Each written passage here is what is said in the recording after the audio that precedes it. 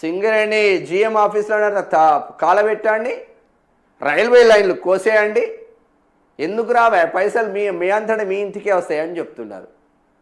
ఎప్పుడైతే మిలిటెంట్ ఉద్యమాలు చేస్తారో పైసలు వస్తాయంట. మనోడు అదే చేసిన కూడా బగ్గ పైసలు సంపాదించండి. మరి ఎటువంటి దుర్మార్గుడి పైన కేటీఆర్ ఎందుకో మాట్లాడతలేవా? కేటీఆర్ మీడియా ఎందుకో మాట్లాడతలేదు?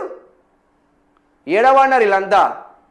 మా జర్నలిస్టు శివారెడ్డి ఎడవేయండు సిగ్నల్ టీవీ, మా న్యూస్ ల్యాండ్ శంకరాన్ని ఎడవేయండు, మా మిర్రర్ టీవీ విజయారెడ్డి ఎటుపోయింది, మా అద్యా టీవీ ఎటుపోయింది. వీళ్ళందరూ ఇంకో బాల్క సుమన్ను రిమూవ్ చేయాలి, తెలంగాణ ఆస్తులను గాలబెడతాం, మీ అయ్యా జాగిరా బాల్క సుమన్ అని ఎందుకో మాట్లాడతలేరా మీరు? సిగ్గు సోయి ఎగ్గు ఏం అవసరం లేదా?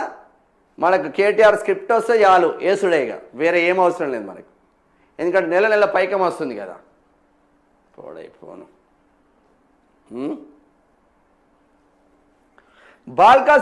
ఏమంటుందో, బాల్క సుమన్పై చర్యలు తీసుకోండి, ప్రభుత్వ ఆస్తుల విధ్వంసానికి బీఆర్ఎస్ కార్యకర్తలను రెచ్చగొట్టిండు, డీజీపీకి ఎమ్మెల్సీలు అద్దంకి దయాకర్ బల్మూరు వెంకట్ ఫిర్యాదు చేసిండ్రు.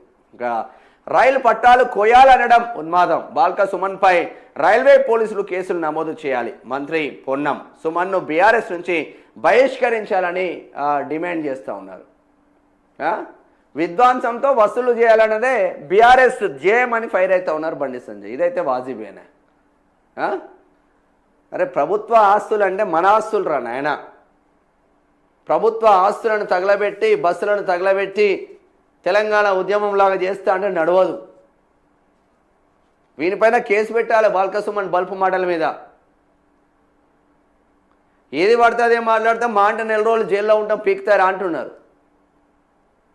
అంటే చట్టాలంటే అంత గౌరవం ఉంది మనోనికి. ఓసారి ఎంపీ అయ్యే ఓసారి ఎమ్మెల్యే అయ్యే సిగ్గు తప్పి మళ్ళీ మాట్లాడబట్టే.